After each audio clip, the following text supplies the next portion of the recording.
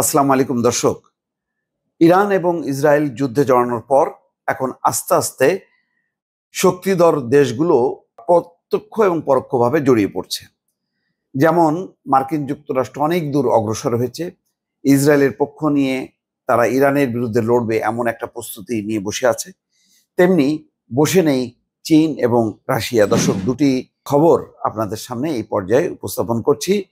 তার আগে আপনাদেরকে অনুরোধ করছি, যারা এখনো ভয়েস বাংলা সাবস্ক্রাইব করেননি, অনুগ্রহ করে সাবস্ক্রাইব করবেন, এবং যারা ফেসবুকে দেখছেন তারা লাইক এবং ফলো দিবেন। দুটি খবর, একটি খবর হচ্ছে চীন থেকে ইরানে একের পর এক রহস্যময় বিমান, আর একটা হচ্ছে চীনের প্রেসিডেন্ট শি জিনপিং বলছেন যুক্তরাষ্ট্রকে উদ্দেশ্য করে, হ্যালো আমেরিকা, তোমার দিকে প্রেতাত্মা ছুটে আসছে। ভয়ঙ্কর একটা হুঁশিয়ারি। আমরা প্রথমে দেখি যে ঘটনাটা এখানে উল্লেখ করা হচ্ছে যে ইসরায়েলের হামলার পর এ নিয়ে প্রতিক্রিয়া জানিয়েছে চীন। এর মধ্যে দেশটি থেকে ইরানে রহস্যময় বিমান পাঠানো হয়েছে। এই বিমান নিয়ে শুরু হয়েছে নানা জল্পনা কল্পনা। বুধবার সংবাদ মাধ্যম দ্য টেলিগ্রাফের এক প্রতিবেদনে এই তথ্য জানানো হয়েছে। প্রতিবেদনে বলা হয়েছে, ইরানে ইসরায়েলের হামলার ঠিক একদিন পর চীন থেকে একটি রহস্যজনক কার্গো বিমান ইরানের দিকে রওনা হয়েছে। এরপর আরও একটি বিমান চীনের উপকূলীয় শহর থেকে ছেড়ে গেছে। এছাড়া সোমবার সাংহাই থেকে তৃতীয় আরও একটি বিমান ইরানে গেছে। এই নিয়ে 3 দিনে 3টি বোয়িং 747 বিমান ইরানে পাঠানো হয়েছে। ফ্লাইট ট্র্যাকিং ডেটা অনুযায়ী প্রতিটি বিমান উত্তর চীন পেরিয়ে কাজাকিস্তান, তারপর উজবেকিস্তান এবং তুর্কমেনিস্তান হয়ে ইরানের দিকে যাত্রা শুরু করেছে। অর্থাৎ এই দেশগুলো হয়ে যাচ্ছে ইরানের দিকে, এবং এই সবগুলো দেশ কিন্তু ইরানের বন্ধু। এসব বিমান ইরান সীমান্তের কাছে গিয়ে হঠাৎ রাডার থেকে অদৃশ্য হয়ে যাচ্ছে।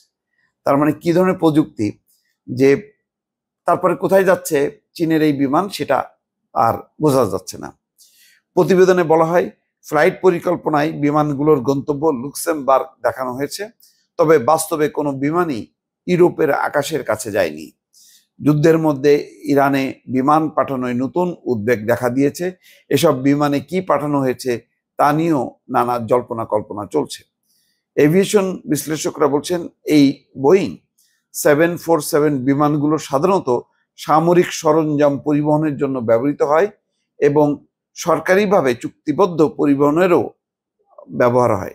এর মধ্যে ধারণা করা হচ্ছে যে এমন অত্যাধুনিক সব যন্ত্রপাতি আছে যুদ্ধের জন্য, সেগুলি হয়তো পাঠানো হচ্ছে, যেটি নিয়েই অনেকেই এখন উদ্বেগ। বিশেষ করে ইসরায়েল এবং আমেরিকার যারা ঘনিষ্ঠ তারা উদ্বিগ্ন। এই বিমানে নিশ্চয়ই এমন কিছু আছে যেগুলো মানে ইরানের পক্ষে কাজ হবে এবং এগুলি ইসরায়েলের বিপক্ষে যুদ্ধে ব্যবহার হবে। যুক্তরাষ্ট্রকে সতর্ক করে আবারও হুঁশিয়ারি দিয়েছেন চীনের প্রেসিডেন্ট শি জিনপিং। এবারে এক্স পোস্টে তিনি স্পষ্ট বিশ্বমোড়ল যুক্তরাষ্ট্রের পতনের ভবিষ্যৎবাণী দেন। বৃহস্পতিবার এক্সে শি জিনপিং লেখেন, চীন জানে যে মহাশক্তিগুলো তাদের যুদ্ধযন্ত্রের কারণে ধ্বংসপ্রাপ্ত হয়। তিনি পূর্বেকার রাজবংশের ধ্বংসের ইতিহাস স্মরণ করেন। যুদ্ধবাজ মনোভাব কিভাবে একটা জাতিকে ধ্বংস করেছে তার বর্ণনা দেন। শি লেখেন, খ্রিস্টপূর্ব 3য় শতাব্দীতে শক্তিশালী কিন রাজবংশ যুদ্ধরত রাজ্যগুলোকে একত্র করে।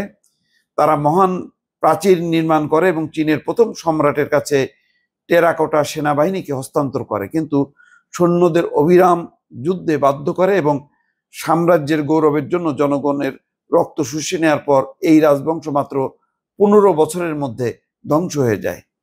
অর্থাৎ ইতিহাস দিয়ে বলা হচ্ছে যে যারা যুদ্ধে জড়াবে তাদের পতন এইভাবেই হবে। দর্শক, বুঝতেই পারছেন, তার মানে এখন চীন বা রাশিয়া কেউ আর নিরপেক্ষ থাকছে না।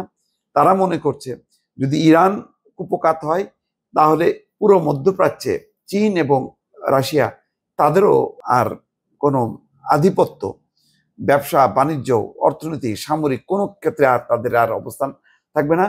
পুরো মধ্যপ্রাচ্যে কর্তৃত্ব করবে মার্কিন যুক্তরাষ্ট্র ইসরায়েলের মাধ্যমে, যেটা চীন এবং রাশিয়ার স্বার্থের বিরুদ্ধে।